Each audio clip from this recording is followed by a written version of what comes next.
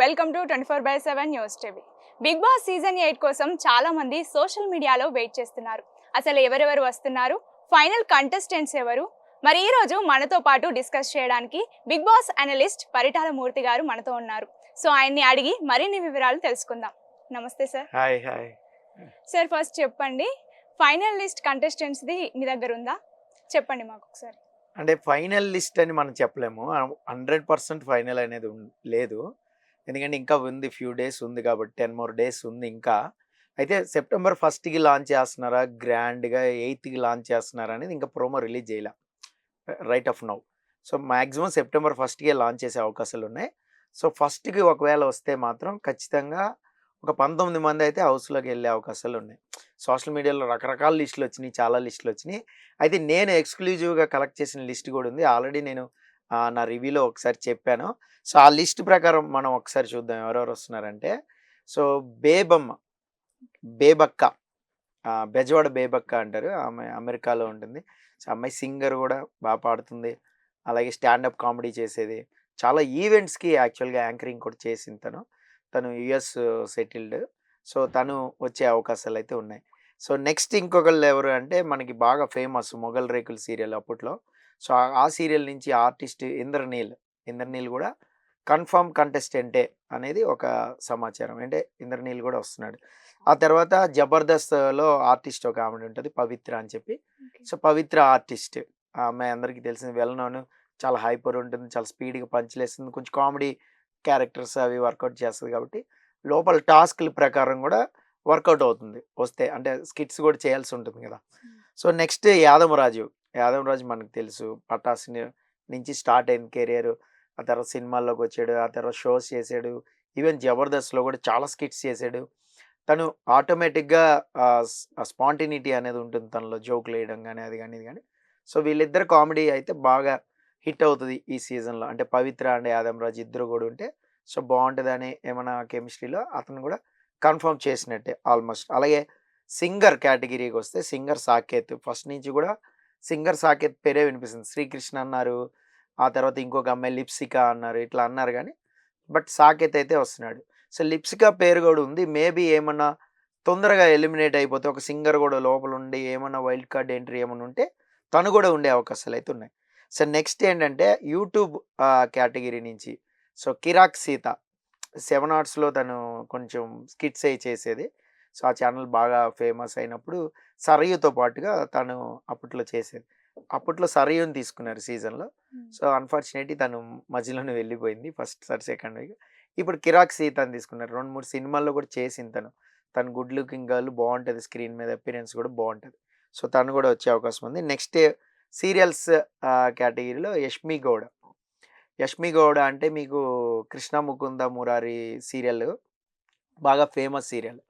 So యాక్చువల్గా ఏంటంటే ఆ సీరియల్ ఇద్దరు హీరోయిన్లు ఉంటారు. సో ఒక అమ్మాయి ప్రేరణ ఖమ్మము ఆల్రెడీ ఇప్పుడు ఒక షో చేస్తుంది మా టీవీలోనే. అంటే బిగ్ బాస్ కంటే ముందు ఒక షో నడుస్తుంది. సో కిరాక్ బాయ్స్ కిలాడి గర్ల్స్ అని ఒక షో. ఆ షోలో తను పార్టిసిపేట్ చేసింది. అయితే ఇంకా ఆ షో మళ్ళీ మక్కీగా బిగ్ బాస్కి వస్తుంది అనుకున్నారు, ఏమనుకున్నారు, లాస్ట్ మినిట్లో యష్మి గౌడ్ అని అయితే కొంచెం కన్ఫర్మ్ చేసినట్టుగా ఉంది. అమ్మాయికి తెలుగు కొంచెం అంతగా రాదని అన్నారు. బట్ చూడాలి మనం ఎలా ఉంటుంది ఏంటని. తర్వాత సో అంతకు ముందు సీజన్లోనే రావాలి డ్యాన్సరు అంజలి పవన్, తను కూడా ఆర్టిస్టే. తను కూడా కన్ఫర్మేషన్ లిస్ట్లోనే ఉంది. యాక్చువల్లీ సీజన్ 7కే వెళ్ళాలి. సో కొంచెం డీలే సీజన్ 8కి కన్ఫర్మ్ చేసినట్టు చెప్తున్నారు. సో మరి అంటే ఫైనల్ లిస్ట్ ప్రకారం లాస్ట్ మినిట్లో నేను చెప్పేది ఏంటంటే, ఇప్పుడు దాకా మనం చెప్పుకుంటున్నాం పేర్లు, లాస్ట్ మినిట్లో ఒకళ్ళిద్దరు డ్రాప్ అయ్యే ఛాన్సులు ఉంటాయి. ఇప్పుడు లాస్ట్ మినిట్లో ఒక ముగ్గురిని తీసేయచ్చు, ఇంకా ముగ్గురు ఎవరైనా కొంచెం వీళ్ళు ఫేమస్ వస్తున్నారు అనుకుంటే వాళ్ళని యాడ్ చేసేస్తూ ఉంటారు. ఆ కాల్ వాళ్ళే తీసుకుంటారు, లాస్ట్ సెకండ్లో టక్మని ఎంట్రీ ఇచ్చేస్తారనమాట. సో నెక్స్ట్ ఎవరంటే ఆర్టిస్ట్ సనా. సో పాత సినిమాలు చూసే వాళ్ళందరికీ ఆవిడ తెలుసు. ఇప్పుడు కూడా రీసెంట్గా చాలా క్యారెక్టర్స్ అవి కూడా చేస్తుంది, క్యారెక్టర్ ఆర్టిస్ట్ ఆమె. చాలా అంటే చాలా senior artist. So last time మీకు ప్రియా వచ్చింది సీజన్ 5లో. సో అలాగే ఇప్పుడు ఈసారి సనా సెంటర్ ఆఫ్ అట్రాక్షన్ అవ్వచ్చు వస్తే మాత్రం. సో తర్వాత ఇంకా బంచిక్ బబ్లు అందరికీ తెలుసు, యూట్యూబ్ నుంచి స్కిట్లు చేసుకుంటూ టమాటా మీడియా నుంచి వెబ్ సిరీస్లు చేసుకుంటూ సినిమాల్లో కూడా ఇప్పుడు యాక్ట్ చేస్తూ కనిపిస్తూ ఉన్నాడు.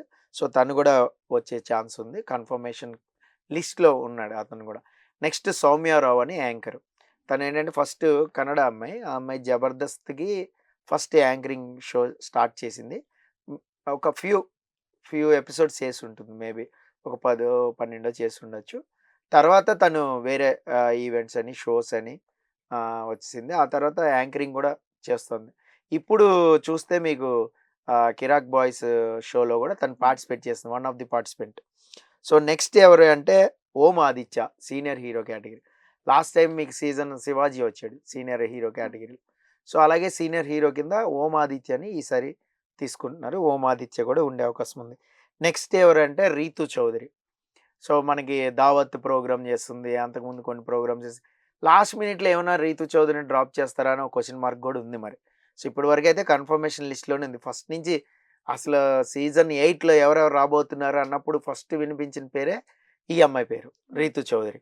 నేను కూడా కన్ఫర్మ్ ఈ అమ్మాయి డౌట్ లేదని కూడా చెప్పా, పక్కన రాసుకోమని కూడా చెప్పా.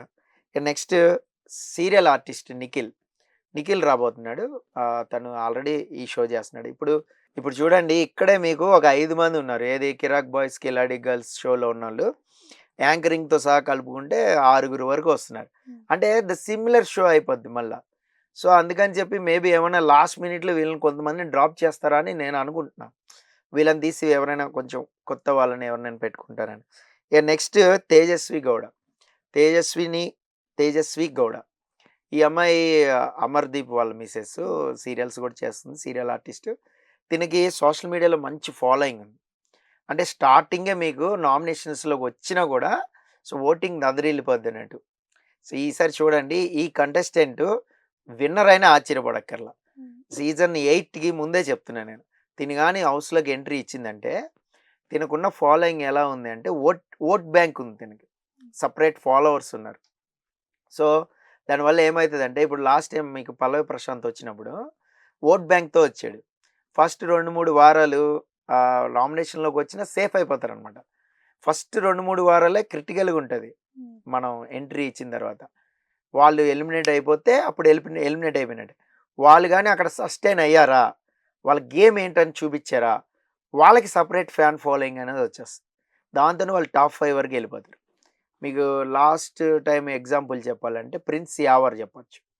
ప్రిన్స్ యావర్ ఏంటి 2-3 వారాలు చాలా డేంజర్గా వెళ్ళిపోయాడు. అది ఎలిమినేట్ అయిపోతాడని కూడా నేను కూడా చెప్పా.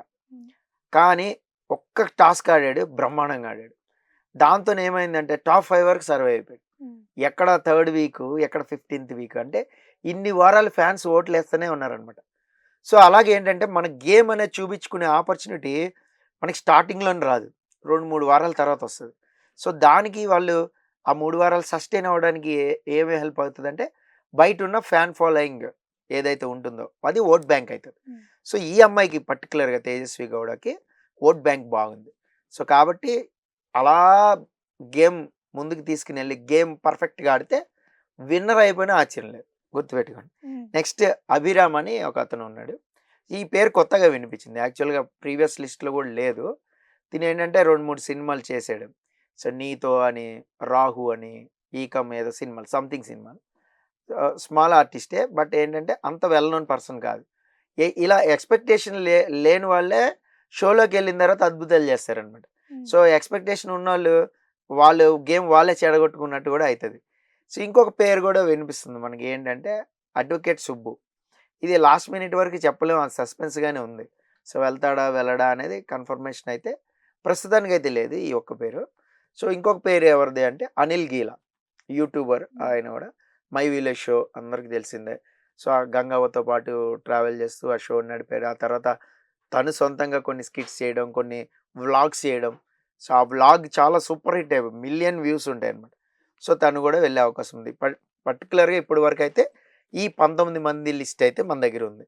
నెక్స్ట్ వైల్డ్ కార్డ్ ద్వారా మేబీ ఎవరైనా వస్తారా, లేదంటే ఈ 19 మందిలో 4-5 ఫిల్టర్ చేసి ఎవరినైనా కొత్త వాళ్ళని యాడ్ చేస్తారా అనేది చూడాలి. ఎందుకంటే ఇందాక చెప్పాం కదా, సిమిలర్ షో అయిపోతాను. సో వీళ్ళు లోపలికి వెళ్ళగానే ఏమవుతారంటే ఒక గ్రూప్ కింద ఫామ్ అయిపోతారు. ఆ గ్రూప్ కింద ఫామ్ అయిపోయినప్పుడు వీళ్ళంతా గ్రూప్ గేమ్ ఆడుతున్నారు, వీళ్ళంతా ఒకరినొకరు నామినేట్ చేసుకోవట్లా, ఇట్లాంటి టాక్ వస్తే ఏంటంటే వాళ్ళు అంత సస్టైన్ అవ్వలేరు అనమాట. సో కాబట్టి ఏమైనా ఫిల్టర్ చేస్తారా అనేది మనం చూడాలి. యాజ్ ఆఫ్ రైట్ నౌ వరకు అయితే ఇది మన దగ్గర ఉన్న పార్టిసిపెంట్స్ లిస్ట్. Okay sir. ఇప్పుడు వేణుస్వామి బిగ్ బాస్ వెళ్తున్నాడనే ప్రచారం జరుగుతోంది. దీన్ని ఎలా చూడాలి? ఇప్పుడు ఆయన మీద కేసులు కూడా పెట్టారు గదా! కేవలం బిగ్ బాస్ కోసమేనా ఇదంతా చేయడం? నాకు తెలిసి వేణుస్వామి బిగ్ బాస్కి వెళ్ళడని చెప్పారు లాస్ట్ టైం కూడా. సో అప్రోచింగ్ అయ్యారా లేదంటే ఏం టాక్స్ జరిగినాయి ఏంటి అనేది మనకు తెలియదు. అయితే బిగ్ బాస్కి వెళ్ళటం కోసమే ఇదంతా చేశాడని నేను అనుకోను. ఎందుకంటే ఆయన ఎప్పటి నుంచో కూడా జాతకాలు చెప్తూనే ఉన్నారు. అది ప్రముఖుల మీద ఎప్పుడు చెప్తూ ఉంటారు. సో ఈవెన్ పాలిటిక్స్ కానీ ఇప్పుడు వైఎస్ఆర్సీపీ గెలుస్తుందని చెప్పాడు. సో ఆ తర్వాత మరి కూటమి ఏర్పడితే మనం చెప్పలేం, ముగ్గురు కలుస్తారా, కలిసే ఛాన్స్ లేదు, కలిస్తే అప్పుడు చెప్పలేము అని కూడా అన్నారు ఆయనే. సో ఆ ప్రకారమే జరిగింది అప్పుడు. అలాగే కొంత నాగ చైతన్య సమంత ఇష్యూలు కూడా ఆయన మాట్లాడారు. సో విడాకులు తీసుకునే అవకాశం ఉందని పెళ్లి సమయంలోనే చెప్పారు. అప్పుడే పెళ్ళి అయిన తర్వాత ఒక ఫ్యూ మోర్ డేస్కి ఎప్పుడో చెప్పారు. చెప్పిన తర్వాత అది విడిపోయారు కాబట్టి అది వైరల్ అయింది వీడియో. ఇంకా వేణుస్వామి ముందే చెప్పారు చూడండి. దానికి ఎక్స్టెన్షన్గానే ఇది చెప్పారు ఏదైతే జరిగిందో. సో శోభిత అండ్ వీళ్ళ నాగ చైతన్య ఎంగేజ్మెంట్ అయిందో, సో వెంటనే అది ఎక్స్టెన్షన్ కాబట్టి చెప్పాడు ఆయన. అయితే ఏంటంటే ఇక్కడ ఆ చెప్పడం అనేది ఎలా ఉంది అంటే అక్కడ ఒక పెళ్లి జరుగుతుంది, సో మనం ఎందుకు మాట్లాడాలి అనేది. సో జర్నలిస్ట్ సంఘాలు కానీ వాళ్ళు కానీ మిగతా వాళ్ళు కానీ హర్ట్ అయ్యారు బాగా. అంటే దీన్ని సీరియస్గా తీసుకున్నారు ఇష్యూని. అందుకని చెప్పి రప్చర్ అయింది తప్ప ఆయన బిగ్ బాస్కి వెళ్ళడం కోసం ఇంత చేశారని అయితే మనం అనలేం. అంత చేసుకోవాల్సిన అవసరం కూడా లేదు కదా. ఇప్పుడు నెగిటివిటీ బాగా ఉంది చూడండి, మీరే కామెంట్స్ చూడండి. సో ఎందుకు వచ్చింది మీకు? సో అక్కడ ఒక శుభకార్యం జరుగుతుంది, మనం విడిపోతారని మనం ఎందుకు చెప్పాలి? ఏదో పాజిటివ్గా చెప్పాలి, లేదంటే సో చూద్దాం ముందుకెళ్తారు ఎట్లా ఉంటుందో లైఫ్, వీళ్ళ నక్షత్రం ఇది, వీళ్ళ నక్షత్రం ఇది, ఇన్ని పాయింట్లు కలవాలా అని చెప్పి వదిలేసిన బాగుండు. ఇప్పుడు ఎవరైనా అంతే. అలా కాకుండా చెప్పడం అనేది కొంచెం ఎఫెండ్ అయ్యారు బాగా, చాలామంది ఎఫెండ్ అయ్యారు. చాలా కామెంట్స్, బ్యాడ్ కామెంట్స్ కూడా ఉన్నాయి. సో కాబట్టి అది తప్ప రైట్ అనేది మనం పక్కన పెడితే బిగ్ బాస్ కోసం ఆయన వెళ్ళాడు అనేది మాత్రం వెళ్ళడం కోసం ఇది చేసాడు అనేది కరెక్ట్ కాదు. ఆయనకి అవసరం కూడా లేదు అది. యాక్చువల్గా అంత ఫేమ్ తెచ్చుకుని బిగ్ బాస్కి వెళ్ళి అక్కడ ఏదో చేసి నిరూపించుకోవాలి, అంత అవసరం కూడా లేదని నా ఉద్దేశం. సో మేబీ మరి ఈ స్టోరీ ఎలా ఎండ్ అవుతుందని మనకు తెలియదు. ప్రస్తుతం ఆయన హైకోర్టు స్టే కూడా ఏదో తెచ్చుకున్నట్టున్నారు దీని మీద. సో హైకోర్టు స్టే కూడా ఇచ్చినట్టుంది. అది ఫైనల్గా సీజన్ 8 ఎలా ఉండబోతుంది? అదే ఈగర్గా వెయిట్ చేస్తారు చాలా మంది. ఏంటంటే అన్నీ కూడా అన్లిమిటెడ్ ఇస్తామంట. అంటే మీరు ఏది అడిగితే అది ఇస్తారనమాట. ఇప్పుడు సపోజ్ హౌస్లో కాఫీ అనుకుందాం, లాస్ట్ టైం జరిగిన లొల్లి, కాఫీకే ఒక లొల్లి జరుగుతుంది. ఏది శివాజీ విషయంలో.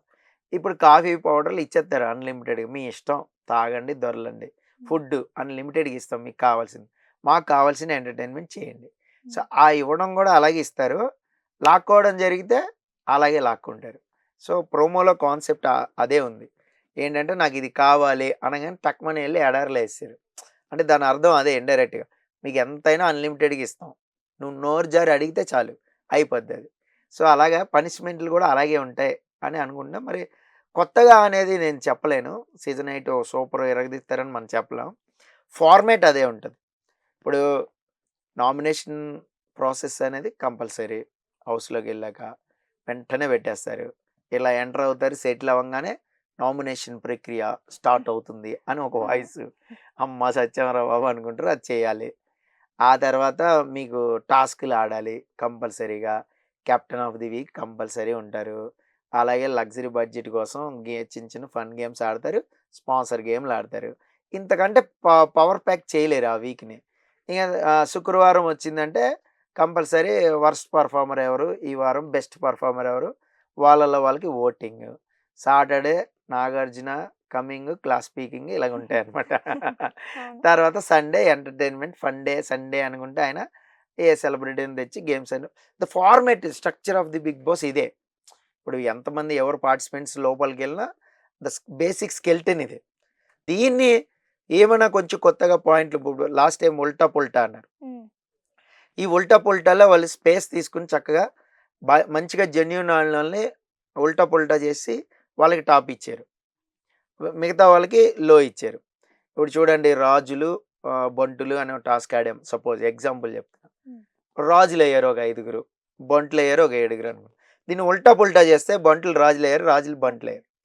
అది కొంచెం అక్కడ స్పేస్ తీసుకుని ఏమన్నా కాన్సెప్చువల్గా షోని డిజైన్ చేయొచ్చు కానీ బట్ బేసిక్ స్కెల్టన్ అయితే ఇదే ఉంటుంది. Nomination, elimination process, Nagarjuna weekend, ఇదంతా కామనే.